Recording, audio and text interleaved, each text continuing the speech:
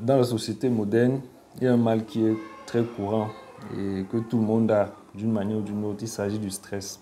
On le définit comme étant une réaction de l'organisme face à une menace qui est réelle ou bien perçue comme étant une menace. Donc il y a des situations qui ne produisent pas le même effet chez les individus différents. L'un peut voir cette situation comme une situation stressante, l'autre non.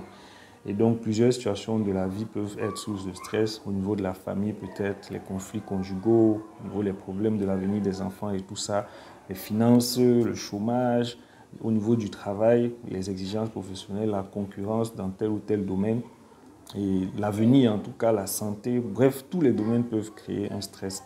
Et donc, l'aspect qui m'intéresse beaucoup, c'est l'aspect professionnel, parce que je pense qu'aujourd'hui, plusieurs personnes sont stressées à cause de leur travail.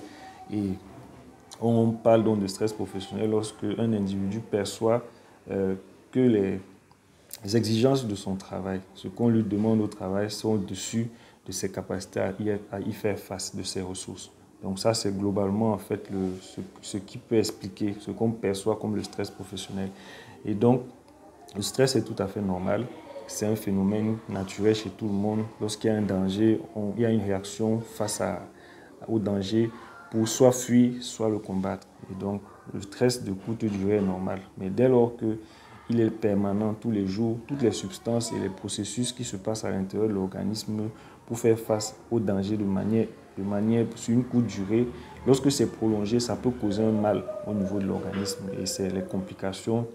Justement, bon, le stress chronique, longue durée, s'explique donc justement par tous ces mécanismes. D'où l'importance de combattre, de prendre en charge le stress. Donc, le stress a de nombreux signes. Et donc, qu'est-ce qui peut nous faire penser qu'on est stressé? On est fatigué tous les jours. On se repose, on est toujours fatigué. On a l'impression qu'on se vide. On a mal à la tête. On ne dort pas bien. On a l'impression d'être tendu, tension musculaire et tout ça. On a les nausées, on a mal à l'estomac, on a un inconfort digestif, on a le cœur qui bat vite, on a la tension qui monte, on a surtout le sentiment de peur relatif à l'objet du stress. Ça, c'est vraiment le maître symptôme. Et donc, il y a beaucoup d'autres signes, mais pour ne citer que cela. Et donc, les complications, donc si rien n'est fait, lorsque quelqu'un est stressé, on peut aboutir peut-être au burn-out, ou l'épuisement professionnel, où la personne devient incapable de faire quoi que ce soit. Donc, il y a d'autres de détails, mais c'est une complication majeure et ça va forcément empêcher qu'on ne puisse continuer à travailler et tout ça. Ça aura des répercussions. Donc, d'où l'intérêt de se prendre en charge. Il y a d'autres complications concernant, par exemple, les facteurs de risque cardiovasculaire. Le facteur de risque cardiovasculaire que représente le stress qui peut entraîner l'hypertension artérielle, l'obésité, les problèmes de cholestérol, l'augmentation du mauvais cholestérol et tout, et qui peuvent donc se compliquer après d'AVC, d'attaques cardiaques et tout. Même les maladies comme les cancers sont influencées par le stress. Bref, le stress a beaucoup de complications. Et au niveau du travail, même les performances et tout ça sont réduites lorsqu'on est stressé. Donc, il est important donc de trouver une solution face au stress. Et donc, le message, en fait, clé, c'est nous sommes responsables. Nous pouvons nous lever et dire non, je ne stresse plus. Ce n'est pas obligé de subir le stress. Il faut trouver des solutions. Il faut commencer par identifier quels sont les facteurs de stress. Il y en a toujours. Et donc, les facteurs de stress, comme on l'a dit concernant le bien-être, ils sont nombreux. Il y a ceux qui sont liés au travail. Donc, le travail peut être stressant. Par exemple, un travail où j'ai besoin de beaucoup de ressources psychologiques et j'ai très peu de choses que je peux faire. Je ne peux pas prendre de décision. Une caissière, par exemple, ou un caissier qui est assis, il gère l'argent. Si l'argent se perd, vraiment, les conséquences sont très graves. Il a des clients qui sont exigeants, des clients qui parlent mal, tout ça.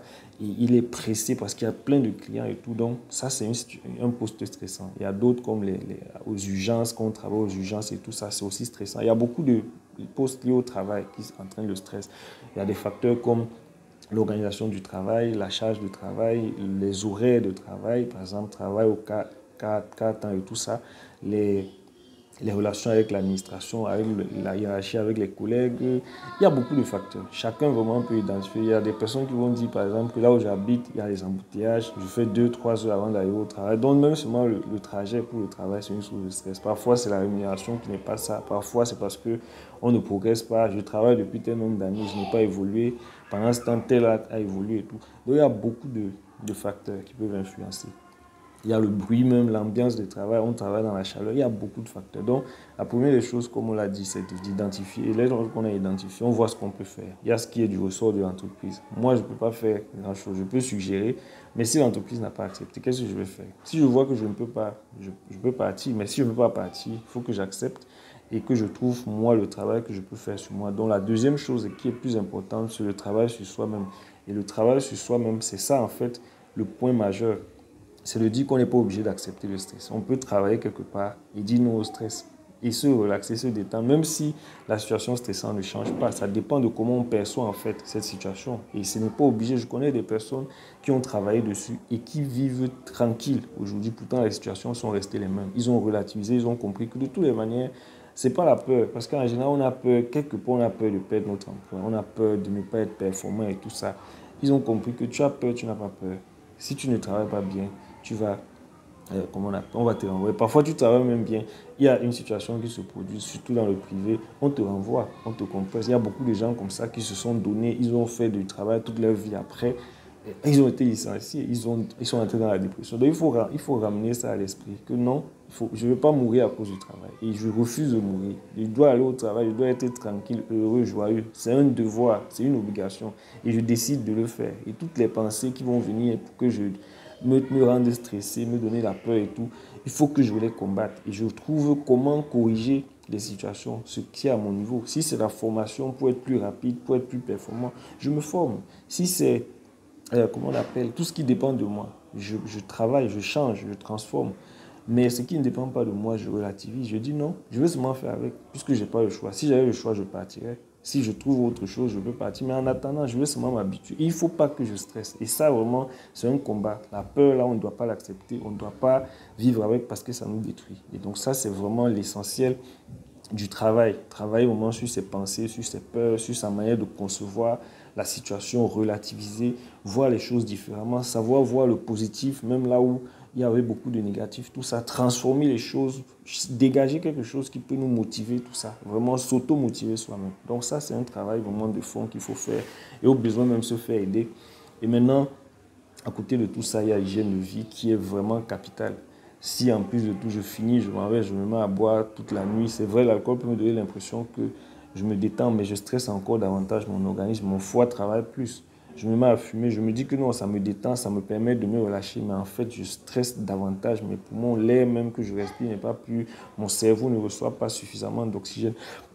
Tout ça, c'est autant de choses dont l'hygiène de vie, bien dormir suffisamment, pas sortir de là, entrer encore dans le bruit pour un after work, après rentrer, avoir 4 heures de sommeil, ça davantage, ça stresse mon organisme, même si ça me donne l'impression de me détendre. Même s'il faut que j'aille quelque part, moins de bruit, plus de calme, un endroit détendu où je peux me relaxer et tout, c'est pas mauvais, mais il faut même choisir ces endroits de détente. La maison aussi, il faut tout faire pour que le cadre familial ou le cadre où je reste soit meilleur et ça me permet de changer les idées et ne pas transporter mes pensées du travail au niveau de la maison. Avoir d'autres activités qui me relaxent, qui me détendent. Rire, le rire vraiment c'est un traitement réel. Rire comme je peux, rire au maximum, me détendre, faire du sport, comme j'ai dit, bien, comment on appelle, bien manger l'alimentation aussi, manger moins d'huile, manger plus de fruits, manger plus de légumes.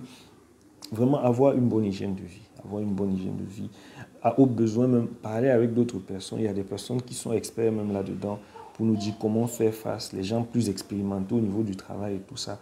Et vraiment, cet ensemble, ce n'est pas complet, mais c'est un ensemble de choses qui peut faire véritablement que pour une même situation, on puisse passer d'un état de stress à un état vraiment de relaxation, de relativisation de la situation. Donc c'est ça vraiment, le stress, ça nous tue, ça nous détruit. N'acceptons pas de vivre avec ça, n'acceptons pas de le laisser nous détruire. Faisons ce que nous pouvons faire à notre niveau, même si la situation ne change pas, que nous, notre perception de la situation change. C'est vraiment l'information essentielle que je voulais passer.